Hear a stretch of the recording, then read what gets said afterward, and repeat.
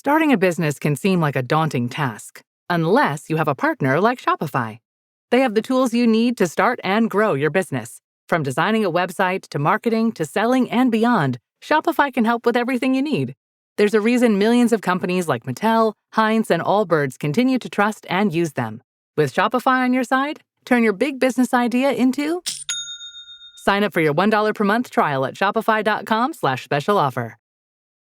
Every sip of Coca-Cola brings you closer to the excitement of the FIFA World Cup 26.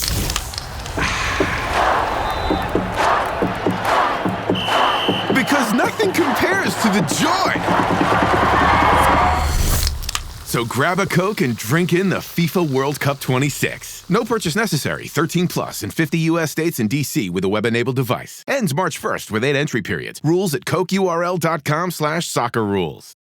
Celebrate Lunar New Year parties with help from Whole Foods Market. Find yellow sale signs on Asian-inspired ingredients like whole fish, stir-fry ready shrimp, and organic ground pork that's great in dumplings. Explore fresh veggies like napu cabbage, bok choy, and komatsu na. And check out the floral department for money trees, orchids, and more. Perfect for gifting. Find good fortune and flavors through the 24th at Whole Foods Market.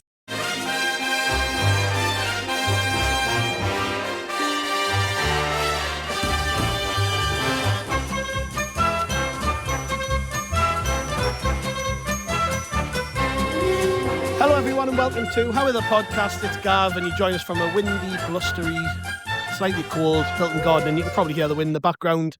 Would rather not be here, but of course we've got a service to deliver to our lovely listeners, and we are here to do a podcast. It's been a while since we've done one of these actually, and unfortunately it's after a defeat. Sunderland losing 3-1 to Fulham at the Stadium of Light.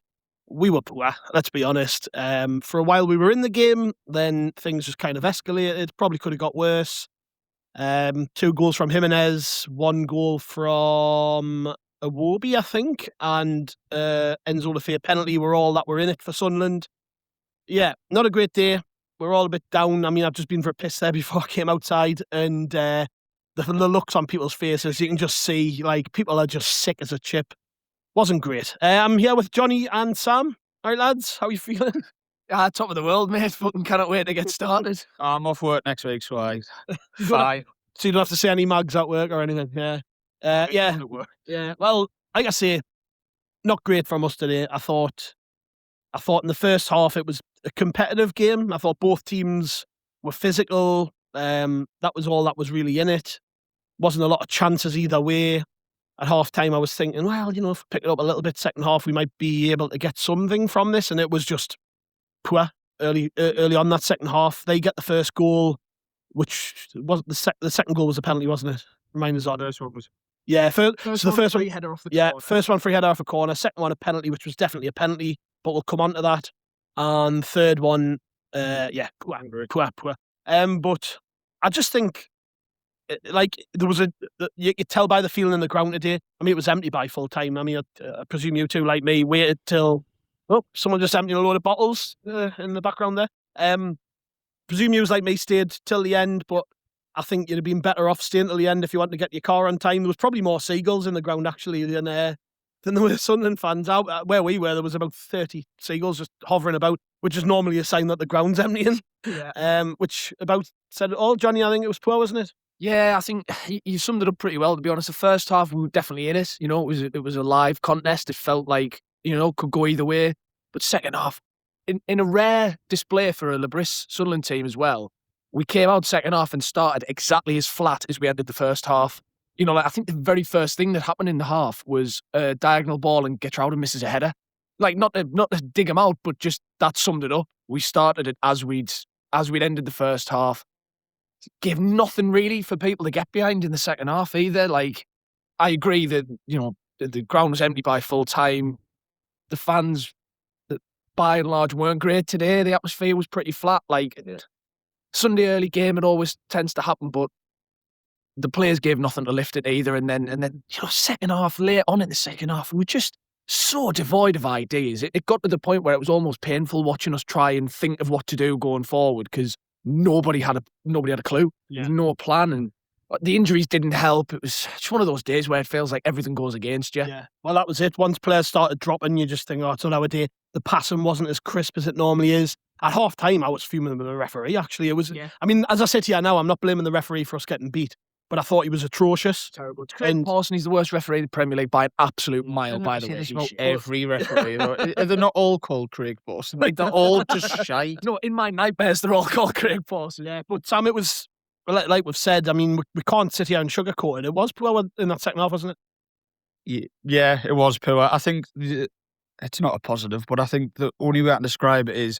when I was stood at Wembley after full time, I thought every home game was going to be like that. Yeah. Do you know what I mean? That just about sums it up, where we just, like Johnny said, I think the most frustrating thing for me was I thought the first half was flat.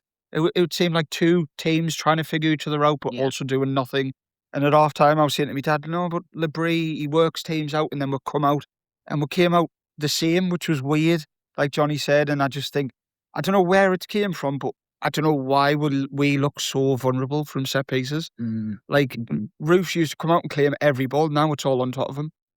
It used to be Ballard was winning everything. Now it's just, I don't know. Yeah, maybe teams are starting to work us out a little bit. So it seemed like the same goal. Yeah, well, Liverpool's the one, actually, because it was similar to the day where everything was going, like, right in the 6-yard box. Everybody was in there crowding around the keeper. And I think, it has started to work against us a bit, where now we need to come up with a way to obviously counter that and throw teams off us a bit. But it summed up the whole game. Like you say, Sam, you think Labrie is going to be able to work it out, but the midfield three never got in the game whatsoever, did they? I mean, Diarra may as well have not played. And not because he did anything wrong, he just didn't have anything to do, because we bypassed the midfield entirely. Well, that was the big frustration for me, was that we didn't start to put a foot on the ball till we were 3-1 down. Yeah.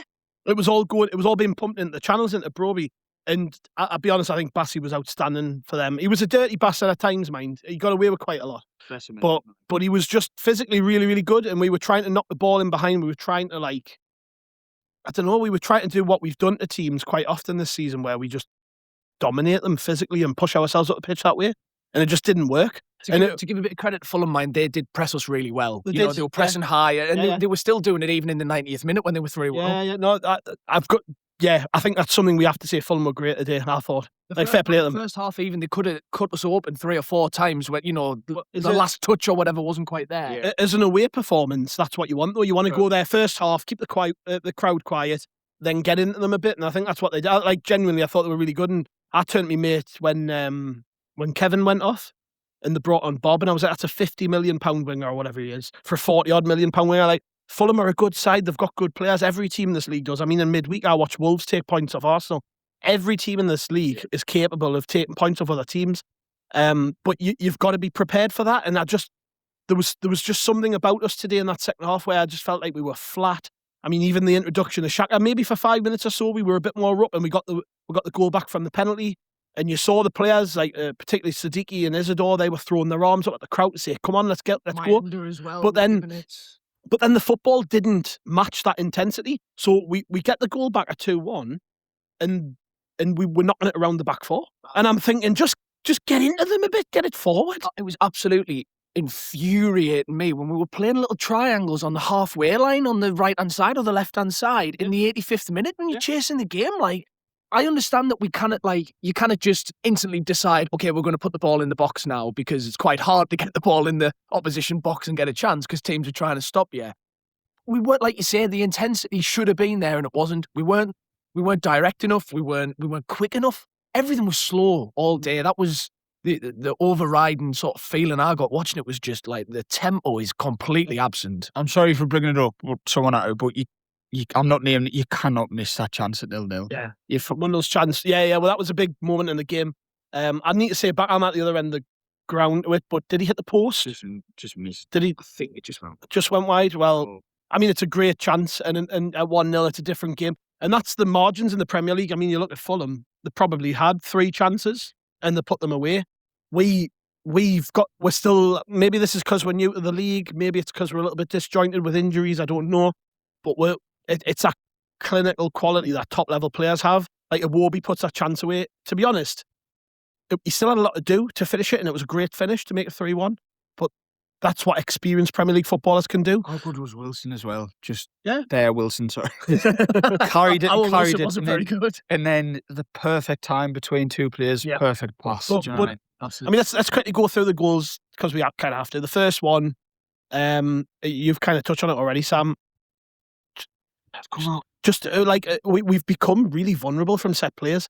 We don't look as intense. We don't look as organised all of a sudden. I don't know what it is, but Jimenez it's just a free header. And he's the biggest. Yeah, he's the biggest aerial threat on the pitch, isn't he? It's very, very similar as well to the one that was ruled out that Man City scored against us. Remember when Bernardo Silva had that where he was just totally free in the 6-yard box off a set piece.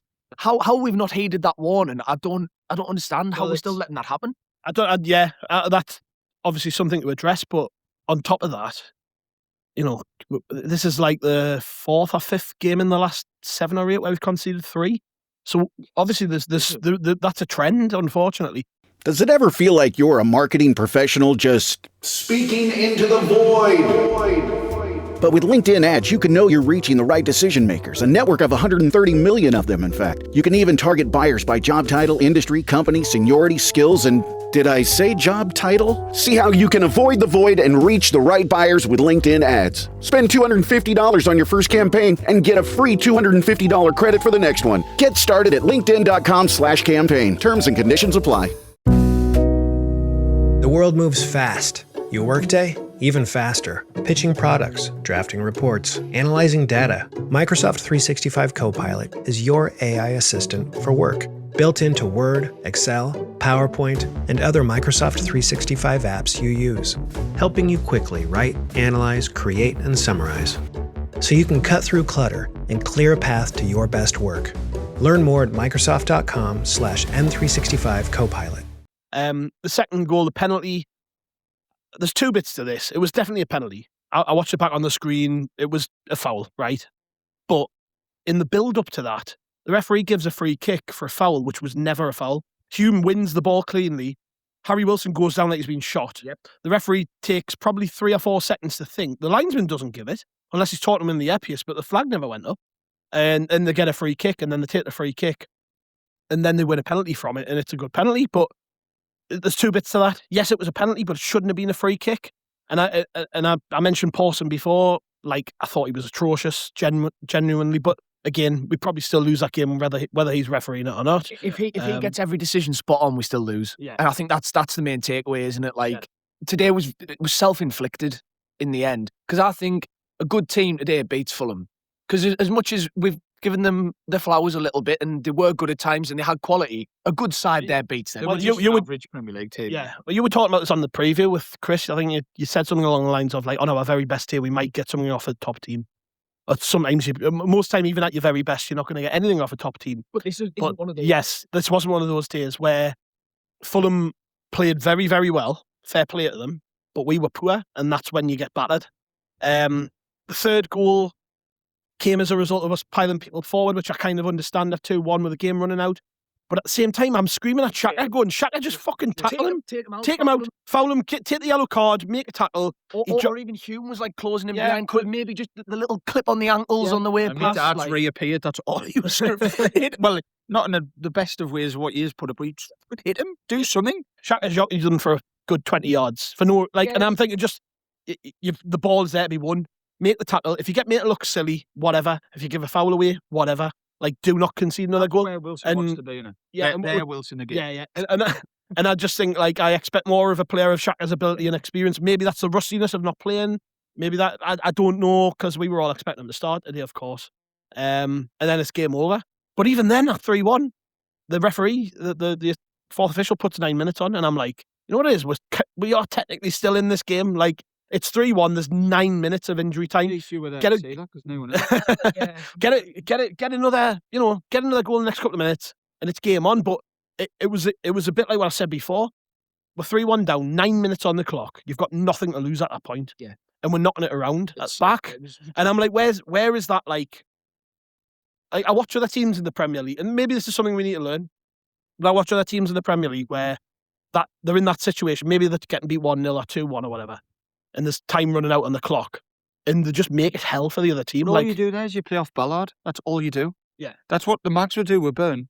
Yeah. Did you Man United just do a Harry Maguire and just chuck him up front. That's all you do. Don't kick it far enough for the keeper to get it. Drop it on the edge of the box and see what happens. Yeah, well, that's what we didn't do. Our goal, I mean, Ballard did brilliantly. I think if we're going to give a man the match today, it would be him. Yeah. Just because he. Yeah, I don't. Maybe Lefebvre, but this. Yeah, Enzo. I thought actually Enzo first half was brilliant. Second half he dropped off considerably, and I think that might have been because we pushed him further forward when he was playing in the 6 role and he was deeper and he was getting on the ball. He was moving it and making things tick. He does, but it was. I don't know. I think we were a bit too nice today. I don't know you two. I just think we were too nice. I agree, and I think that translated as well into the atmosphere again. Like I touched on it before, but I mean the exodus, the mass exodus when the third went in on the 85th minute, that was poor from us. Like, yeah, it was. What message does that send to players? Because like you said, right, then the 9 minutes goes up on the board, and usually that's how everyone's getting up and banging the seats. At that point as well, we've lost one home game that was to the reigning champions. Yeah, exactly. You know what I mean? It's February. Well, people are probably going to hear us say that and not like it, but I think it's true. I say it at the end, and it wasn't because I was blinded by what could potentially happen. I'm just thinking, 3-1. There's a lot of time left on the clock here. But you're right. All it takes is one goal, and then the cat's amongst the pigeons. Yeah. It sends the wrong message. I'm at a meeting at the club on Thursday, the Atmosphere group that the club have put together. There's various people from within the fan base where we talk about like what we think's working, what could the club potentially do, and all that. And I can guarantee it'll come up that in recent home games. Well, in recent home games, it has dropped off a bit. Like even at 0-0, the atmosphere was poor today. Yeah. What can you do? I don't know. I think it's got to come from within. Ultimately, the circumstances of the game played out. We were 3-1 down. We played poorly. I hate to see that. Like how many other teams do that where the ground just empties fully? It was poor. It's like what you'd expect if you just concede the 4th against Newcastle or something. You know what I mean? And you're like, right, I don't want to be here anymore. We need to get out of this situation. As if it's a catastrophe. I think it's 3-1 down against Fulham. Like I've said, I watch a lot of football. I don't see many grounds doing that. I don't. Do you reckon it's because we've become accustomed and that not happening, like where we don't get beat? Yeah. So like, because I associate that. I associate the ground emptying with when we were going down under Moyes, or when we went down under Coleman, where like the team was wank and the players weren't trying. There's nothing worth staying Yeah.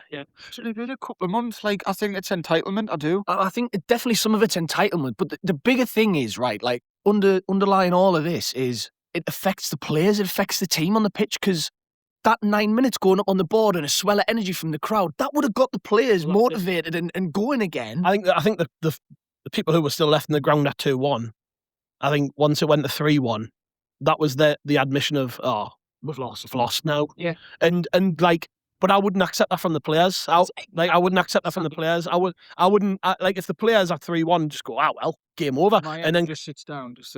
We wouldn't accept that. So like, maybe what you do about it, I haven't got a clue. And like I say, we're probably going to get pelters for even talking about it, but it's shit. It's difficult to ignore when you're on Sky Sports Live, on a Sunday afternoon, and the potentially the eyes of the nation are watching. Well, Johnny, I guarantee when not that I want to really go onto Twitter today, but I guarantee if I open Twitter, it's going to be screenshots of that. Yeah, it's going to be Mags laughing at us and all that, and rightly so. It looked shit, but maybe we're focusing too much on that. As a performance today, it was not good enough. I think there was effort there. I'm not saying we gave up or anything. I just don't think we were good enough. We weren't as good as Fulham. How Labris addresses that is difficult because we've now got to go away next week. Like you want another home game, really? You're thinking, right? Like, can we? A home game for a while. We haven't got a home game for a while. We're playing Bournemouth next week, who are another strong team, another team who've got really good players. And now we're away. The lights at Elland Road. Yeah, there's not like, but like. Earlier in the season, we were not daunted. Earlier in the season, we were not daunted by these experiences. We were thinking, well, all right, we'll go to Bournemouth, we'll go to Leeds, we're not bothered, we'll turn it around. Like we were rebounding from defeats. We've now lost 3 games on the trot. Fulham today, we're coming in off the back of 3 defeats. That's how you respond. Yeah. So, I mean, it's got to go back on the players. I know they're a young and inexperienced team. I know we've got injuries. Like what comes out of today is going to be interesting because we had Broby went down. Nordy Mukiele went down and Jocelyn Tabi went down. So we've had 3 injuries. There could have been more for all we know, but the lads played on, possibly. He was nursing something at the end, maybe a little Robbie was ankle. knocked for ages as well. Yeah, I noticed he was moving differently. So that is a big worry because, I mean, Jocelyn, fair enough. I thought he played okay, actually. He looked good. Yeah, but Really bright. he did. But you know, we can manage without him. I don't think we can manage without Broby. I think But just you notice the difference when Isidore comes on. He's just not as good, unfortunately. it goes back to like moments though, and I know I've already brought it up, but Mundell puts that away, and you could win that game 2-0, and we're sat here going, Well, that's the we're swing sat from here 1-0 going, up we and weren't down. great, but you put your chances away. And one thing I will say is, and I know yous are going to be more positive than me, but I was a bit surprised to see Mundell the one to come on. And I know you're responsible, he played well against Oxford, but in that case, I know 9 should come on for me, Bailey. I wonder If you're going off that, Yeah, then so 9 comes on. the lad behind me was talking about this near the end. He was saying like, why is Talby on the bench? Why is he not come on? I mean, this might have come out since we've sat down. We're literally talking straight after full time here. But the rumor was Talby was meant to be starting and then picked up an injury earlier in the day. If that was the case, then I wonder why he was on the bench. Yeah, I agree. But obviously, you know, I think Mundell's becoming. He's becoming a lightning rod, isn't he? Yes, he is. And I imagine it has been today because of the chance he missed. He didn't play particularly well, to be fair to him. Everything apart from the chance was actually all right. Like he was controlling the ball, defender up his arse, and he was playing it off. You can't miss that chance. But even like you're talking about all the players who can't miss that chance, he really needs to not miss it. Yeah. He needs a goal. But if Talby's injured, I don't get it. Like you bring on Mayenda. I couldn't believe my because you swapped Angulo, who was playing well. You put him to the right. I just didn't get it at all. And the chance highlights it, obviously. Do you know what I mean? But it's a moment's game. I can't imagine that the fallout for this is going to be particularly nice. No. I mean, I like I say, I can only imagine the reaction online. I'm going to avoid it at all costs, I think, because it's probably good for your mental health that you don't. Put a bit of a positive spin on the things, right? How are they? to attempt to anyway. I think a lot of the things that went wrong today, right, were in our control. You know, they were unforced errors. You know, Alderete giving the ball away again under absolutely no pressure for no reason. Like, stuff like that was creeping in all over the pitch. You know, not winning 50-50s, not winning duels and stuff. In some ways, that's quite an easy fix. Because if the players just play well next time, and I know that sounds really simplistic, but do you know what I mean? Like, you can get that right, and all of a sudden the whole team's performance level shoots up. Yeah. Well, if you're clutching at, very minor positives here, Xhaka's back now. Yeah. And he'll probably start next week, And I think that if you're going to talk about any sort of decline in attitude, performances, intensity and all that, it probably started with the West Ham game, if we're honest, when he was missing. We have missed him. We've missed him on the pitch. I think Sadiqi's missed him. I just think the whole team have missed Granit Xhaka on the pitch. And next week he will be in the team. He'll be in training all week. I imagine that in the dressing room after the game today, he'll have played hell with him, and possibly with himself. Because, like I said, I think he had an impact on the game because he probably should have made a tackle for the third goal. Yeah. I actually thought there was a noticeable increase in intensity when he came on for probably 5 minutes or so up until. After we win the penalty, we score the goal, and that came just after he came on the pitch. So, like, I think you could see moments in the game where Xhaka had an influence. Like, I do think he's going to make a genuine difference coming up, and that's key, particularly if we're missing players. Like now, he improves Sadiq tenfold when he plays as well, because Sadiq in the six totally cuts his legs off. Basically, like his best attribute. Exactly, he's at his best when he's getting around the pitch, hustling and harrying people and, biting at ankles and everything. When he has to play the six, it's like, sit in front of that back four and don't move. Well, you've just lost everything that made him so good. I know I'm creeping into the territory of a preview, but if Xhaka starts next week, who do you play? Do you put the fee out wide? Well, it depends on all these injuries, if I'm honest. It would be difficult. If the lads who start the day were fit, do you play the same three with Xhaka, Sadiqi, Diarra and put the fee on the left? Do you know what was disappointing for me, particularly in our first half today? We had two wingers on the pitch, out-and-out wingers who want to run at people, and we didn't get the ball at them. We bypassed them. We bypassed the midfield. We tried to basically get the ball forward quickly to Broby, then bring the midfield into it.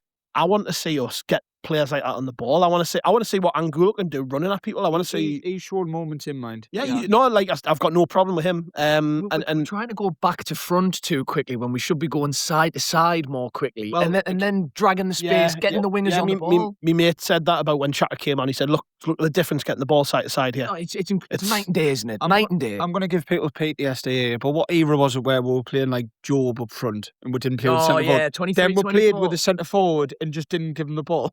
Do you know what I mean? It's very similar, but a lot better. A lot better. Can I just say? That's what it reminds us of. Anyways, I think we should wrap it up here, lads. We're gonna. Just say Job up front. Yeah, that's enough. That's enough. No, in all seriousness, it was tough today. People might not like the fact we've poked fun at, well, not poked fun at, but like sort of brought attention to the people who left early. But I think it's something that needs to be said. I think we as fans have got a role to play. You know, whether it's when it's 0-0 or 3-1, like you're still in the game with 9 minutes on the clock. And if any team's shown us that, it's this Sunderland team. Yeah.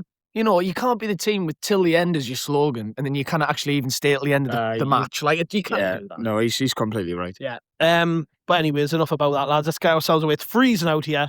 I want another pint, actually, before I head home. And is it good on you, like? It's all right. Just because people are, they've got rid of the Guinness out of the robot machines, and they've put Caffrey's stout in, which is all right. Oh, he's going to have another one. It went down pretty well, Sam, considering. So yes, I'm going to pay £6.30 for another plastic pot of Caffrey's. Because on the thing as well. Just do it yourself. I'm going to go and sit on a train for 2 hours. Get in. Lovely. We will have another pod in the morning. I think Chris is on with Jeff Brown of BBC Look North fame, so that should be interesting if you want a more intense look into this defeat. And I'm sure they'll maybe dance around, get stuck into some of the key reasons why things went wrong. Look, it's going to be. I think this was maybe a bit of a reality check for how tough the Premier League is. Fulham are no mugs. We shouldn't think we're just going to beat them. We definitely didn't do that today.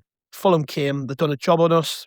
But that is the Premier League. You would never think Fulham are like a physical side, would you? But they are now. No, but what I'm saying is that is the Premier League. Yeah. You drop your standards for a little bit and you get beat off. And with all the negativity, which was justified, it's only one game. Yeah. It's not a catastrophe. Yes, we've lost 3 in a row, but we might bounce back with it. You know, might spank Bournemouth and win 4-0, and then everybody's happy and rosy again. So there's no need to get depressed just yet. As Chris has said repeatedly, basically safe now. So anything's a bonus from this point, I suppose. But it's just not nice getting beat, is it? Anyways, that's enough. Thank you very much. We'll see you later.